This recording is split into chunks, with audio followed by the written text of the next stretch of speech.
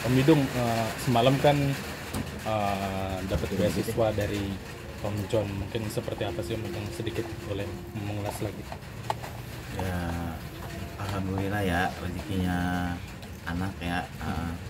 Dan saya juga nggak pernah nyuruh anak minta atau enggak gitu.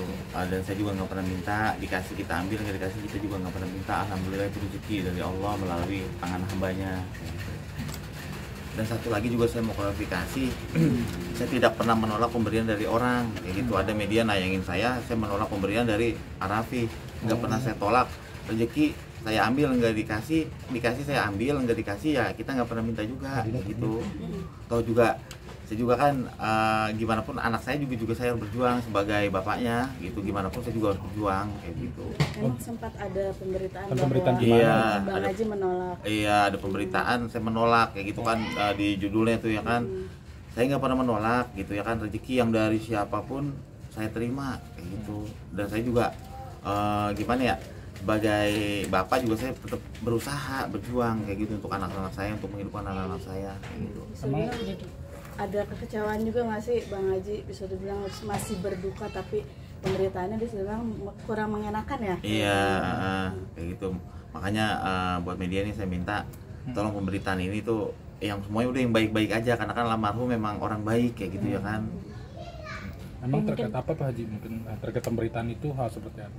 Katanya saya menolak pemberian orang kayak gitu kan, bukan saya menolak. Saya nggak pernah menolak rezeki yang orang kasih kemari dari segi apapun, insya Allah kita terima ya. Kita nggak pernah menolak, karena itu memang rezeki dari Allah melalui tangan-tangan hambanya kayak gitu. Kan nggak boleh menolak pemberian seseorang atau itu rezeki, kan rezeki memang dari Allah kayak gitu. Tetap ya anak-anak saya ya tanggung jawab saya kayak gitu, saya kan bapaknya kayak gitu. Kalau ada rezeki yang ada orang yang ngasih ya kita terima, dan kita juga nggak pernah minta kayak gitu. Ya mungkin Bang banyaknya yang ngasih, banyak sekeliling orang-orang yang ngasih buat anak-anak juga, itu jadi kayak balasan gak sih atas kebaikan? Iya, mungkin semasa hidupnya almarhum baik ya, Allah juga ngebalasnya dengan orang-orang yang baik kayak gitu kan. Apalagi kan kayak teman-teman Empok, kayak Arafi tuh bener-bener orang baik, Kak Irfan bener orang baik, semuanya orang baik tuh yang sekelilingin Empok tuh. Sampai ada juga katanya Empok mau bikinin suratul Yasin gitu buat ke-40 harinya, sama siapa gitu saya lupa tuh. Insya Allah semua dibalas dengan kebaikan yang udah pernah baik sama Empok, dari mulai penguburan, pemakaman, hingga tuh sampai sekarang nih malam ke-5 nih, buat takziah Empok yang ke-5 nih, 5 hari gitu ya kan. Udah tetap masih berlalu larang orang yang mendoakan kayak gitu kan, yang masih support kita, yang masih ngasih kekuatan kita tuh. Alhamdulillah, terima kasih buat semuanya kayak gitu. Sampai sekarang apa yang dirasakan Pak Haji, Om Idung? Maksudnya tuh suasananya gimana kan?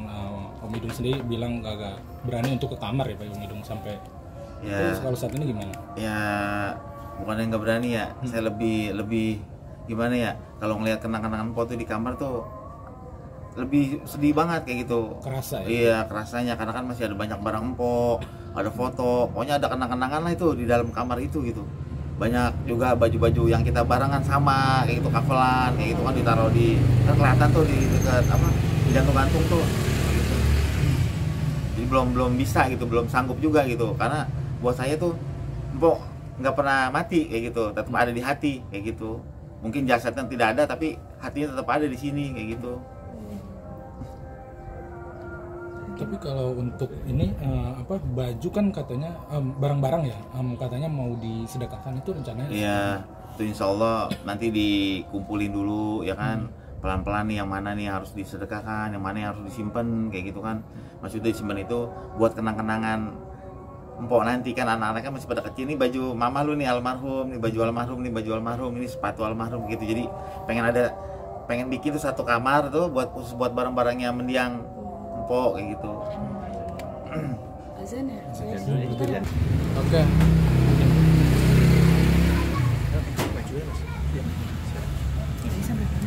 Om Idung mungkin ada yang mau diklarifikasi lagi nggak sih terkait pemerintahan yang tadi Om Idung sempat kesal ya, mungkin terkait hal-hal yang masih bisa dibilang gak benar?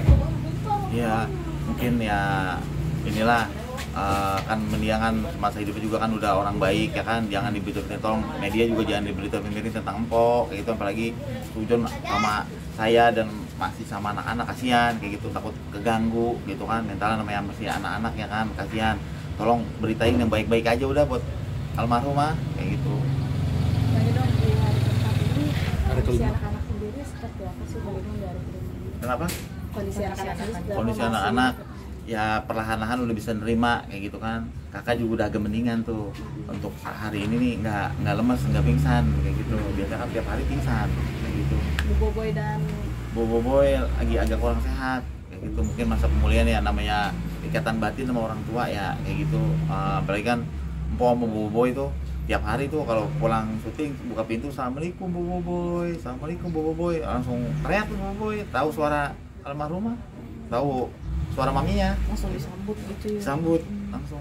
terus Emang. nyari nggak sih Bang Idong nih selama kelima hari ini? Kenapa? Nyari nggak sih Boboy sendiri? Boboiboy ya untuk nyari ya pasti nyari, karena kan pelukan ibu sendiri tuh beda gitu sama pelukan yang susnya kayak gitu. Pelukan ibu sendiri lebih nyaman, mungkin lebih adem ya. Kalau nangis saya tuh dia bisa dipeluk, diusap-usap tuh tidur sih kembar. Si adik kan agak susah tuh orangnya, agak ini orangnya berontak. Tapi kalau sama almarhumah tidur cepet kayak gitu. Ntar baru kalau udah pulas baru susnya angkat gitu. Nah, Petong gimana Bang? Kan udah agak mengerti nih ya kalau Petong mah. Ya Petong nanyain, Papa, Mami udah nggak ada ya? Iya. Terus ntar balik lagi kapan Mami? Kita nanti insya Allah ridho kita ketemu deh nanti di sana kayak gitu. Mami untuk balik ke dunia lagi udah nggak bisa kayak gitu. Kita juga tinggal tunggu panggilannya deh, tinggal tunggu waktu panggilannya, ketentuan Allah kita kapan kayak gitu. Jadi kita juga ditunggu sama Mami di sana. Kalau Allah ridho kita kumpul nanti di sana gitu. Saya jelasin pelan-pelan kayak gitu. Mungkin sambil dia saya kasih kesibukan, mau main deh silahkan deh main, daripada bengang-bengang anak saya kasihan kayak gitu kan, karena anak masih pada kecil kan, belum paham kayak gitu. Setelah dikasih peringatan kayak gitu, Petongnya langsung gimana reaksinya Bang? Diem langsung kayak matanya merah ngembang gitu. Saya juga nggak tega ngeliatnya. Nggak nangis langsung ya Bang atau gimana? Oh, waktu awal masih ada almarhum mayitnya masih di sini, histeris gitu, sangat histeris dia kayak gitu. Biasa manja juga kan sama maminya kan, itu Mami aku mau beli ini ya kayak gitu. Manja, semuanya manjanya ke mami juga. Kalau tidur Petong sama saya emang dari dulu, dari masih kecil gitu, garuk usap begitu. Kalau yang boboin ya saya, kalau si Petong. Tapi sebelum tidur gitu ada nggak keinget atau gimana gitu ngajak ngobrol? Si Petong? Oh, berusaha untuk saya suruh tidur langsung, daripada ntar dia juga nanya saya juga sedih ya kan, kayak gitu. Biasanya kan emang kita tidur tuh, dia Petong udah ada kamar sendiri, cuman dia tetap masih maunya sama kita, jadi kita tidur bertiga terus. Itu masih ada malam kita tidur bertiga terus. Saya tuh yang bagian ngusap-ngusap apa itu Petong baru tidur, kalau nggak diusap nggak mau tidur ya. Sampai sekarang juga begitu. Kalau yang paling gede gimana? Shirley ya? Itu udah agak bisa dibilangin kan, udah paham, udah ngerti kayak gitu. Cuman ya wajar ya, manusiawi ya, kalau ingatan emaknya tuh lemas langsung kayak jatuh plak gitu. Dan emaknya mungkin terlalu deket juga kan ke almarhumah kayak gitu ya kan, curhatnya juga kan ke almarhumah. Jadi si kakak ini ibu bisa dijadiin temen kayak gitu, temen curhat kayak gitu. Kalau sama bapak kan nggak bisa kayak gitu. Iya kayak gitu. Kalau sama ibu kan lebih terbuka tuh kalau anak kayak gitu. Kalau untuk teman-teman artis masih ada yang rencana mau datang nggak sih, mungkin kesini siapa gitu? Masih ada yang datang juga, masih banyak yang nanyain kayak gitu kan. Mungkin ntar ke 7 hari kali. Oh 7 hari. Ya, 7 hari kan masih pada punya masing-masing kesibukan kayak gitu. Makam juga masih dipenuhi sama yang untuk berziarah nih ya Bang? Iya, makam masih dilalui sama penziarah, pendoa di sana gitu ya kan. Malah seneng ya, banyak yang datengin makamnya kan, banyak yang doain juga kayak gitu kan. Mudah-mudahan almarhumah juga diterima di sisi Allah Subhanahu wa taala gitu kan, ditempatkan yang benar-benar tuh